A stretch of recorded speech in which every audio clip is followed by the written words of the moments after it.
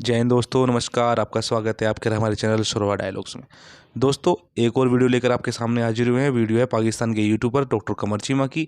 और कमर चीमा उसमें बात कर रहे हैं पाकिस्तान के माइग्रेंट जो अमेरिका में रहते हैं साजिद तरार से। बात करने का उनका मुद्दा यह है कि भारत इतनी तरक्की कैसे कर रहा है। साजिद तरार बोल रहे हैं कि भारत तरक्की इसलिए कर रहा है कि भारत में एक राष्ट्रवादी पार्टी है जो मेजोरिटी के साथ धर्म को लेकर भारत का विकास कर रही है। और भारत का जो डायस्पोरा है, यानी कि जो भारत से बाहर रहने वाले लोग हैं, वो भी इतने मजबूत है और मजबूती से अपनी बात रखते हैं, इसलिए भारत आगे बढ़ रहा है। दोस्तों, आगे की बात सुनते हैं उनके मुँह से ही इस वीडियो में। वीडियो देखने से पहले दोस्तों चैनल को सब्सक्राइब कर ले, लाइक कर ले। ताड़ साहब, कल एक डेवलपमेंट हुई है जो कि बड़ी डेवलपमेंट है, और वो ये है कि भारत के वजीर आज़म नरेंद्र मोदी अयोध्या गए थे।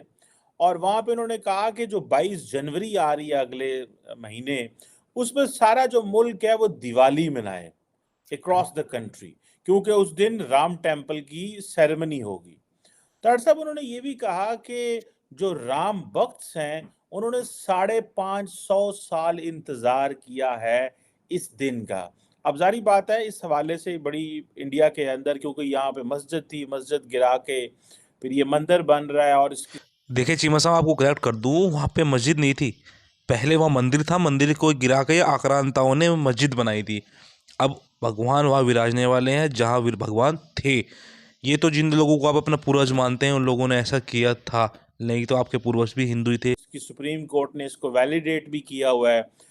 ताड़ साहब, आप इसको कैसे देखते हैं? बल्कि फरवरी में प्राइम मिनिस्टर मोदी जो हैं वो अबू धाबी के अंदर भी एक मंदिर का इफ्तिताह करने जा रहे हैं। ये जो एंगल है भारत के वजीर आजम की पॉलिटिक्स का कि मजहब को बहुत ज्यादा कर रहे हैं, लेकिन उनको रिस्पॉन्स भी बड़ा मिल रहा है। शायद उसकी वजह इस पे जरा मैं चाहता हूँ कमेंट करें, क्योंकि इकोनॉमिकली इंडिया ग्रो कर रहा है, तो अगर वो मजहब जो है और आइडेंटिटी एंड हिस्ट्री की बातें कर रहे हैं तो लोग उसको सब्सक्राइब कर रहे हैं। How do you see this, ये जो ट्रेंड है एंड ट्रांसफॉर्मेशन जो है भारत के अंदर, इसको, और पर्टिकुलरली ये जो उन्होंने कहा कि 550 साल हम इंतजार कर रहे थे इस दिन का कि यहाँ पे हम ये मंदिर बना सकें। तार साहब, do you think this is a changing India? It already has changed India. Matter fact Cheema साहब, अब मैं कुछ चीजें बताना चाहूंगा आपको कि दुनिया किस डायरेक्शन पे जा रही है। मोदी साहब के बारे में भारत के, अच्छा, ये सारा फार्मूला या डेमोक्रेसी का हर जगह आप फिट नहीं कर सकते। जिस तरह मिडिल ईस्ट का मिजाज ही बिल्कुल डिफरेंट है। अब इस तरह अगर देखा जाए तो भारत के अंदर पहले जो कांग्रेस पार्टी है या दूसरी पार्टियां हैं वो मुसलसल अपने आप को सेकुलर समझती रही हैं, सेकुलर करते रहे हैं और उसके बाद तरक्की नहीं कर सके। उसकी वजह यह कि कोलिजन गवर्नमेंट्स बनती थी और जो कोलिजन गवर्नमेंट्स होती हैं वो डिलीवर कुछ नहीं कर पाती। वो जिस तरह मैं यहां पे मिसाल देना चाहूंगा, जिस तरह फ्लेवर ऑफ डेमोक्रेसी में अब कांग्रेस के निचले हाउस के अंदर रिपब्लिकन है, सेनेट के अंदर डेमोक्रेट्स हैं, तो कुछ भी डिलीवर नहीं किया जा रहा। बिल्कुल they have come to the dead end. तो दर हकीकत तरक्की मुल्क तभी करते हैं जब एक पार्टी स्ट्रांग हो और वो चाहे अच्छा नेशनलिस्ट होगी तो मुल्क तरक्की कर जाएगा, करप्ट होगी तो वो खत्म हो जाएगा। फिर उसमें 50-50 सारा कुछ चलता है। उसमें यह नहीं होता कि कोलिजन गवर्नमेंट है, सारा दिन तकरीरें करके तो घर चले जाते हैं, डिलीवर कुछ नहीं करते। अब बीजेपी, मैं समझता हूं पहली दफा एक ऐसी गवर्नमेंट आई है जिसके पास ओपन मेजोरिटी थी। और उसमें अब यहां पे देखें, जज्बात एक अलग चीज है, ऑन ग्राउंड रियलिटी एक अलग चीज है। हिंदुस्तान, भारत जो है, मेजोरिटी कौन है वहां पे? हिंदू। इस सबसे पहले मोदी साहब ने कहा, उनका प्लान ही ये है कि मेजोरिटी में से मेजोरिटी के वोट लेंगे, हमें माइनॉरिटी की जरूरत ही नहीं। मेजोरिटी में से मेजोरिटी के वोट ले लेंगे, उन्हें जरूरत ही नहीं है, उनको डिलीवर कर जाते हैं, वो डिलीवर, उनका डिलीवर हो रहा है सारा कुछ।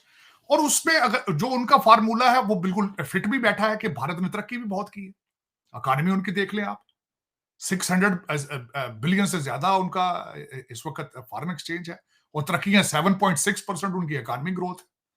देखें वो जिस तरीके से they are flexing the muscles. अब अगर वो मोदी साहब को चीजें वो सर्व, ये तो उसका अच्छा, दूसरा इलेक्शन का साल, इलेक्शन का फायदा भी लेंगे वो इस पे, जाहिर है ऑफ कोर्स।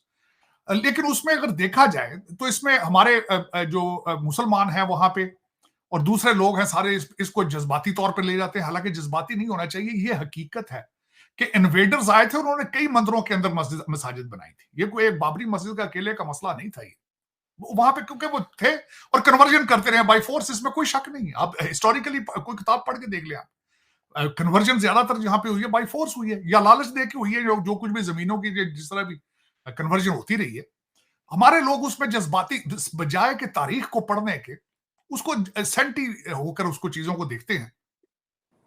लेकिन अगर मोदी साहब को वो डिलीवर कर रहा है तो वो ultimately he is taking the benefit out of it. That can be a religious move, that can be a political move as well. लेकिन जिस तरह उन्होंने अब मैं जिस तरह उनको देखता हूं कि the way they are they playing their foreign policy strongly wisely, the way they are economic policies में स्ट्रेटेजिक ऑटोनॉमी उनकी, जिस तरीके से मैं देखता हूं मुसलसल उस चीज को, जिस तरीके से वो ग्लोबल साउथ को लेकर चल रहे हैं, जिस तरीके से वो एक असला प्रोड्यूस करने के वो सिलसिले में है, जिस तरीके से वो लिथियम को एक्वायर कर रहे हैं, जिस तरीके से वो पेट्रोलियम अपनी सेफ्टी चाहते हैं, इन्फ्लेशन आए, जिस तरीके से अपने वो सी रूट्स को प्रोटेक्ट कर रहे हैं, तो they are almost they are achieving the target of being a super power. America को सबसे बड़ा इशू इस वक्त ये है, बल्कि वेस्टर्न सिविलाइजेशन को सबसे बड़ा मसला ही उनका यही नजर आ रहा है कि उनकी इकोनॉमी इतनी तेजी से आगे जा रही है और वो आंखें भी दिखा रहे हैं साथ। और दूसरा, मैं सबसे ज्यादा, मैं क्योंकि खुद एक इमिग्रेंट हूं, जो मैं सबसे ज्यादा बात उनकी प्रेज करता हूं कि Indian diaspora is the strongest diaspora on the planet, regardless any country you pick up।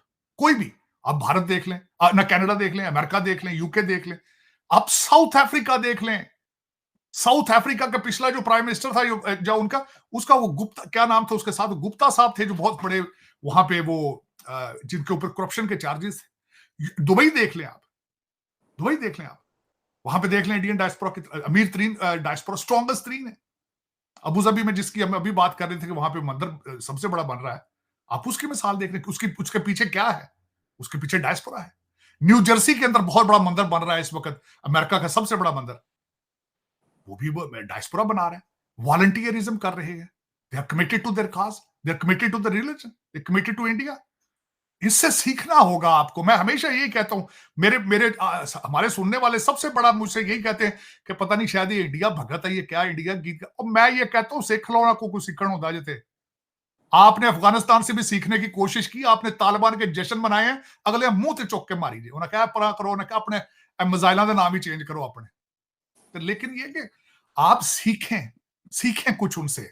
आप एक ऐसा मजहब है, दुख के साथ ये कहता हूं, जिसका पहला लफ्ज इकरा है और सबसे ज्यादा अनपढ़ आप हैं, सबसे ज्यादा जाहिल आप हैं। आपका हर मौलवी जाहिल है, जो आपको सब रोजाना जुमे के खुतबे लीड करता है, आपकी मस्जिदों में सारा दिन सियासी तकरीरें करता है। पूछा जाए तो वो दो लफ्ज ना उर्दू के जानता है ना इंग्लिश के जानता है, अरबी मुंशी फाजिल पढ़ के आ जाते हैं तो आलम सारे। दोस्तों आपको वीडियो कैसी लगी कमेंट करके ज़रूर बताइएगा। वीडियो को आप शेयर भी करिए, लाइक करिए। दोस्तों ऐसी वीडियो लेकर आपके सामने हाजिर होते रहेंगे, लेकिन सबसे ज़रूरी बात दोस्तों, वीडियो को शेयर करें, लाइक करें और चैनल को सब्सक्राइब करें। चलिए दोस्तों नमस्कार, आगे फिर आपके लिए वीडियो लेकर हाजिर होते रहेंगे। जय हिंद, जय श्री राम, राम राम।